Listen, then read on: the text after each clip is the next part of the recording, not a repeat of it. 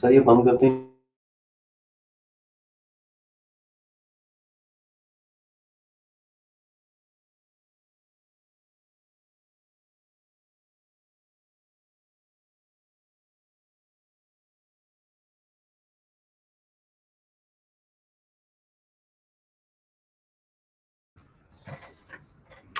Hi guys, I was actually taking my own time. Was busy in one of the application, and then yes, and we were actually listening to Daniel Andrews as well with regards to the lockdown. Welcome back with another live session, post lockdown session. I must have to say this right, and then we've got our registered migration agent, Mr. Saurabh Smar, and I'm your host of the day, Ankur Seni. Perfect. Thanks, Ankur. And as everyone know, so I'm a registered migration agent. My migration agent registration number is 1802044.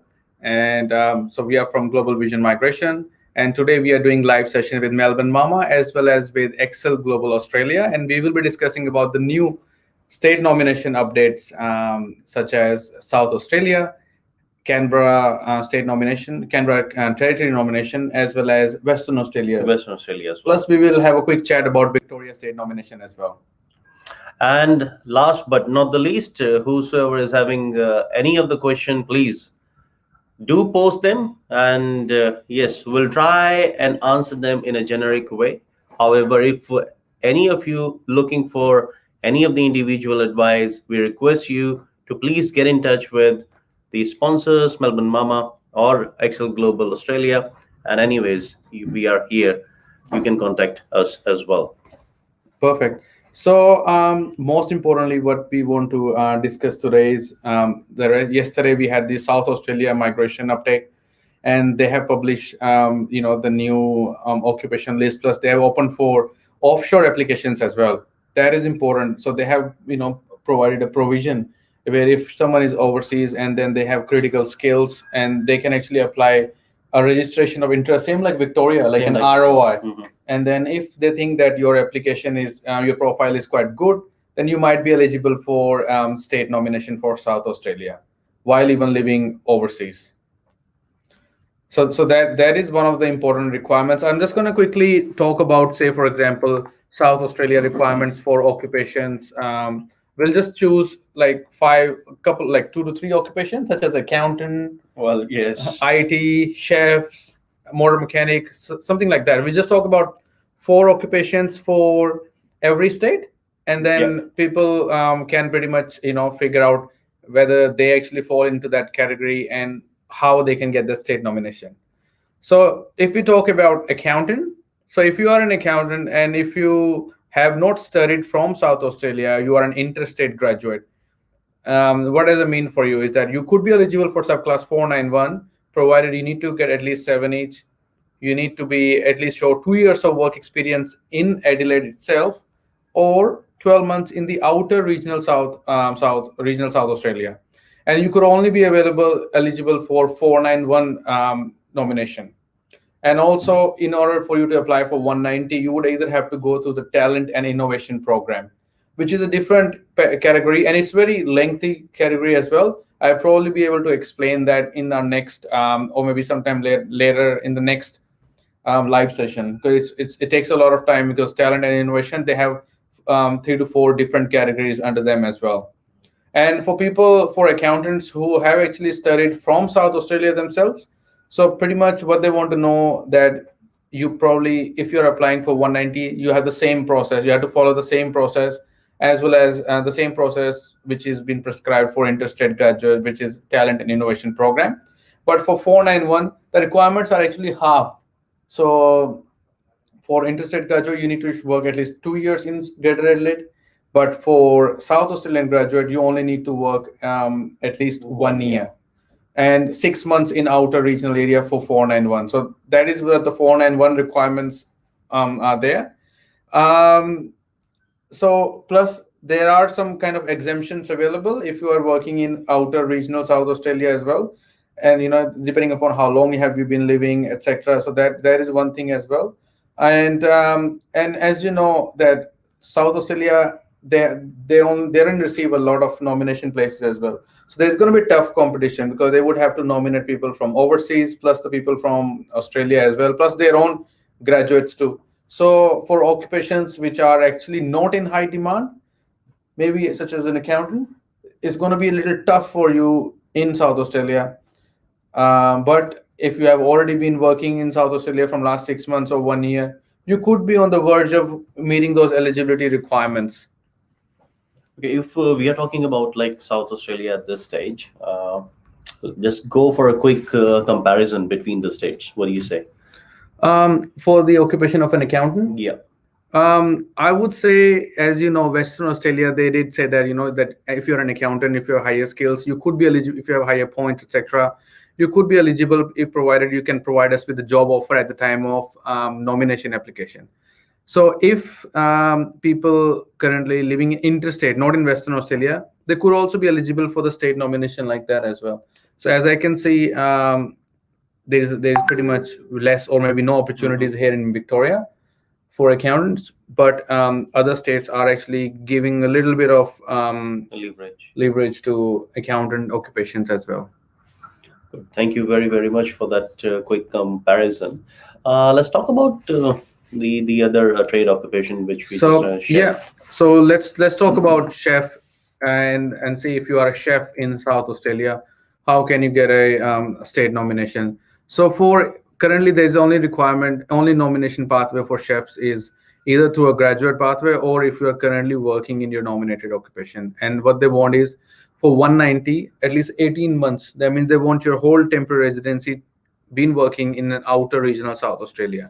Okay. And kind of with a similar requirement, like 18 months in Greater Adelaide or 6 months in outer regional for 491 eligibility. So that's what the requirements are for chef. The good thing is if you are a chef and if you've been sponsored by an employer under a 482 visa, TSS visa, there are some other opportunities available under the Talent and Innovators program as well. So look into those circumstances as well, and then you might be able to secure a state nomination. So technically, here the point is whosoever is actually having 482 or 457, like previously, and they are in those respective states, right? They can even go for 190 or 491 options. Absolutely, they can. And lastly, but not least, we'll talk about IT occupations such as business analyst. So if you are a business analyst and you are planning to relocate to South Australia, you want to know what are your options, I would say. So if you are looking for subclass 190, you need to show at least 2 years of work experience in Adelaide itself and 12 months of experience in the outer regional South Australia for subclass 190. And then that requirement is halved for 491. And obviously, close-related occupations are fine as long as you have the skill assessment in the nominated skill occupation. And for a good requirement for if you are actually a South Australian graduate, that if you are looking to apply for subclass 190, you could be eligible by just showing 1 year of work experience in Greater Adelaide or in Adelaide City itself, or 6 months in the outer regional South Australia. Whereas for 491, the requirements are still the same as the last financial year. That means you will need to show 3 months of experience. But there are some exemptions available as well. If someone is a long-term applicant living in outer regional and all those kind of stuff. And there are some, if someone has actually studied really well in their master's degree, they got GPA of 5+ or in their master's, and then they got 7 each and stuff. So they might be eligible to even not show any work experience at all. So, but those people, require sometimes superior English and all that. So it's case-to-case basis. So we would need to assess your case to see, whether you could be eligible for South Australia state nomination or not. And what other occupation do you think we should? I would like to ask a question here on behalf of the viewers, right? Since we are talking about South Australia, we actually just made a quick comparison with Western Australia as well. An accountant who's actually working in health industry here in Victoria and sitting at, say, suppose around 90-95 points, and what are his chances or her chances? Because we received a couple of like these inquiries as well in the past. So which occupation did you say? Accountant. Accountant, yeah. So if the accountant is working in their own in their own field, in their own field, like as an accountant, but working, say, suppose for an aged care, for a nursing home. So it means In health sector. working in a critical sector, etc. Yeah. So if an accountant is obviously, so as you know, Victoria gave a very good example that if you are a software developer working in a health, you might be eligible under health stream. So if we're taking that into consideration, that means that an accountant working in a health in a hospital, and so it might be eligible as well in some circumstances. So even an accountant working in a circular economy or advanced manufacturing factory or any manufacturing unit could be eligible for those state nomination as well. So in a nutshell, like we can say that there's always a good chance if you know that, okay, this is your occupation and this is your industry, correlate both of them and then present your case to the state. To the state, yeah. So that's the thing. A lot of states they want people to be working in their nominated occupation as well, because if they do work in their nominated occupation, they do tick several boxes as well. They know that those people, once they do get permanent residency, they do have employment available, and they would just not be a burden on the social welfare system. Good. And with regards to Western Australia, like that since the day Western Australia, they've actually announced their requirements. Okay, on the basis of job offer letter, you'll be able to secure your spot for 190 or 491. So that is the case at the time of you receive the nomination. Yes. From the so state. Exactly. So that is when you need a job offer. You need it when the day when you apply for the state nomination. So once you get a pre-invite from the state, then you apply for the state nomination within those 14 days period or the duration they provide you. You will need to provide a job offer, and the job offer must be a full-time job offer for at least 1 year, and then only you could be eligible to apply for the be eligible for the state nomination. That is one of the biggest evidence which they require, but post invitation. Absolutely. ROI invitation. Post nomination application, because that states that the person would be working at least 1 year. That would help the state with their economy itself, probably help the state show that that the employment rate has gone up. Maybe those are the factors. I think that is the only factor. Reason being, because if anyways we are going to compare every state requirements, the emphasis is on the post recovery, especially in this COVID-19. That's why they want to show that they only would give you the nomination if you're working. At least if they have 1,000 places available, and if 1,000 people are working, they would increase the state's employment rate maybe by 1 or 2%. You never know. Because those people might be able to employ other further people as well. Down the I don't know whether most of the viewers were actually following us on Facebook or not. But I would like to remind you that even in our past sessions, we were actually trying to make sure that employment is going to be the key, right? And that is the time now you can see that employment is actually making a very, very significant impact on every state requirement.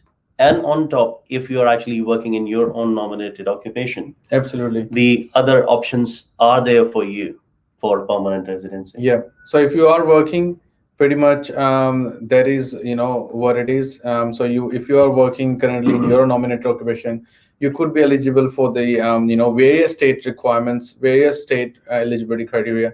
Plus, you are also to be eligible for the employer nomination scheme, employer sponsored visas. There are plenty of opportunities as well. Say, for example, now let's talk about Western Australia a little bit. Exactly. As you know, Western Australia have 3 different categories. Number 1, with the graduate, as the word says, graduate. That means that people graduated from Western Australia could be eligible. Number 2, it's people, it's a Schedule 1 criteria. So people who occupations in Schedule 1, they have additional criteria that they would also need to claim 5 points, either by showing 1 year of work experience or 3 years of overseas work experience as well. So if your occupation is in the Schedule 1 occupation list, you will need to show extra 5 points in your EOI, and that 5 points should be from either by 1 year working in Australia or 3 years of overseas work experience. So that's what the requirement is for Schedule 1. And if you are a Schedule 2 occupation, only requirement for you is to obviously get your 6 each or 7 each based on what level your occupation is. Plus, higher the points, the better it is, and get a job offer at the time of nomination application. So those are the pretty much the big differences. And yeah, should we just quickly have a chat about the Canberra state nomination as well? I think yes, indeed. Let's just quickly go with the South Australia, Canberra, like most of the states, Exactly. because they are anyways out. So with the Canberra state nomination, Canberra is one of my favorite territory nominations because it's actually really good for couples, and they have a very good transparency. They actually let you know how many invitations were given out, how many places are left, and everything. So if you are a couple and both of you are working in your doesn't have to be in your nominated occupation, but if you have a skill assessment, etc., you might be eligible for Canberra state nomination. You probably might never know. So most importantly, for Canberra state nomination, they have 3 different criteria. Number 1 is the ACT critical list. Number 2, if you're a 457 or a 482 visa holder. And then number 3 is new opportunity, which is a small business pathway. So number 1, as the word says, ACT critical skill list. So that means that if your occupation is in the ACT critical list, you could be eligible for the state nomination under the critical list criteria. As long as you have the highest matrix points, you might get invited for that. Secondly, for 457 or 482 visa holder, if your employer if you have been sponsored by an ACT employer under a 457 or a 482 visa, and you are currently on that visa, you could apply for state nomination. Your occupation does not have to be in the critical list. It can be anywhere, any occupation at all. And number 3, which is a small business pathway. So small business pathway also does not require your occupation to be in that Canberra list. So you could apply based on that as well, as long as you can show that your business is currently operating in Canberra. There are some exclusions, such as you can't have a delivery business, can't have a courier business, can't have a Uber, and those kind of businesses. And you can't buy off the business from someone who already got the nomination based on the small business pathway. Second requirement, business must have at least a turnover of $200,000. Business must be a profitable business, and 200,000 can be shown as a pro rata basis as well. Say, for example, if you started a business now and after a month your monthly sales is around $20,000, then your accountant probably can provide a letter explaining that as well. So that we can discuss that later. Other important thing, most important thing is another thing that I think is quite important is that you must have an Australian citizen, permanent resident, or a New Zealand citizen. You need to have an employee who is an Australian citizen, permanent resident, or a New Zealand citizen, and you need to hire them for at least 20 hours per week for 13 weeks as a minimum, and then only you could meet the requirement under the small business pathway. So those are the few requirements, and then you also need to show your taxable income as well, that from the business itself you were able to generate at least $13,000 taxable income for 491 visa, and 26,000 for 190 visa. And 26,000 obviously for 491 you need to show 3 months, for 190 you need to show 6 months. So these are all the state nominations in the in a nutshell. And if you do have any doubts or anything, you are more than welcome to ask us any questions or anything, and then we're more than happy to help you out. Let's move forward to our question and answer round. We've got Dinesh. Hello, sir. They added engineering technologists to the list. Will they delete again when they got enough? How about South Australia changes? Thanks. I think we already discussed about the South Australia changes, Dinesh. So they added engineering technologies, that's right. And so I don't know whether they will delete again, you know what I mean? Like I cannot answer what's going to happen, in the future, but Yeah. obviously it's there. So let's be happy about it, because that's the thing, that if you are not a South Australian graduate, it's going to be difficult for you. If you move Yes. now, finish 6 months experience, and if the occupation is not there, it's a waste of time for you. So choose wisely, Dinesh. And anyways, as said that if you're looking for any professional advice, Exactly. you Talk to can. the professional, talk to your registered migration agent near you. You Yes. can give us a call, you can look us up. We are here. Navneet Kumar. Navneet is saying if you are on 485 civil engineering and masters of project management construction and offshore, stuck offshore, so is there anything you can be done while offshore?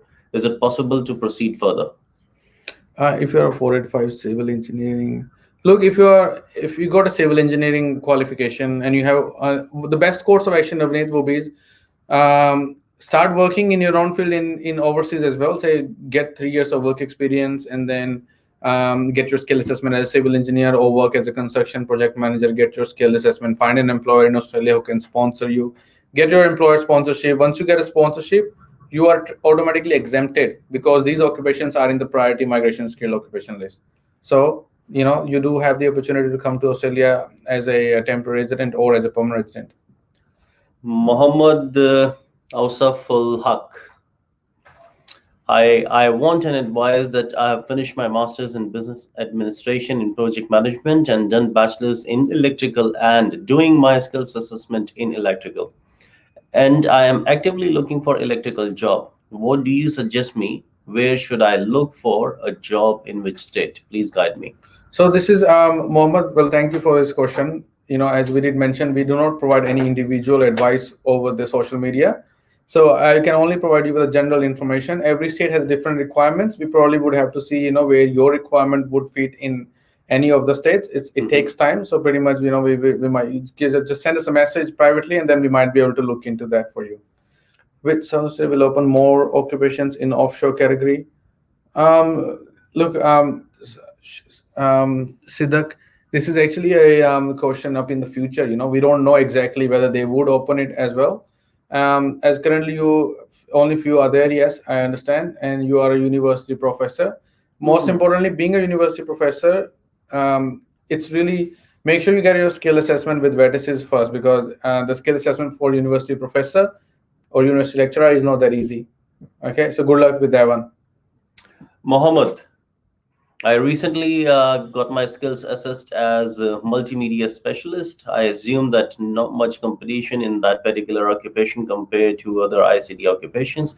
Do you think that it's worth waiting for with 85.5, like 90 points, NSW without work experience? Because NSW haven't published the list yet, so we don't even know whether they will have this occupation in the list. So a little too late to get the skill assessment, Mohammed. But at least good, you got this skill assessment. Best course of action will be start looking for a job in your field, so that you might be eligible under. But if they put an employment criteria or nomination criteria, so you might be eligible under that.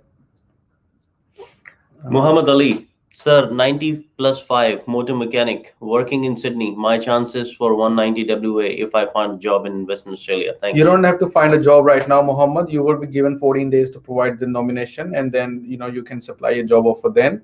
But you have a good opportunity. The points are really good for as a motor mechanic. There are not many motor mechanics out there who could get these many points. Probably you must have done concurrent study as a motor mechanic, I'm pretty sure. Siddhak is saying that she has already got the positive outcome.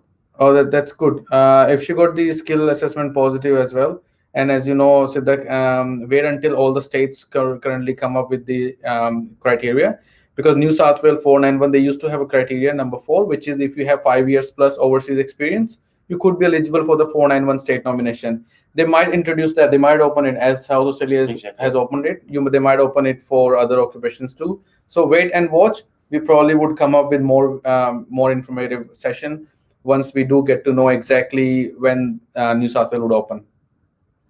So what does John Gerg is saying? He's saying, when can I expect grant of my 489 in automotive onshore? when they are Why they are why not they are not granting. Look, the visa? John, you need to. I would like to refer you to the processing times up on the department website. Obviously, those are only indicative timeframes only. They might change as well based on different occupations, different requirements by the Department of Home Affairs. So we would like to wish you well, and hopefully you should get the outcome very soon. I think that's pretty much all we are done for the session. And if you guys have any questions, feel free to send us a message on Facebook as well. And so we are available on social media. Happy to assist you guys and answer any queries as well.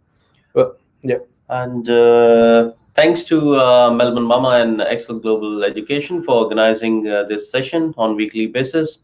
And as you know that here in Melbourne, we are in lockdown. So we are not very much sure about the upcoming Thursday and the Friday session. Pretty much the lockdown is only going to last until Tuesday. Let's hope for the best. We might be able to see you again on Thursday. I was sneaking out. I was trying yeah. to sneak out. With new updates and everything. So good luck, everyone, and take care.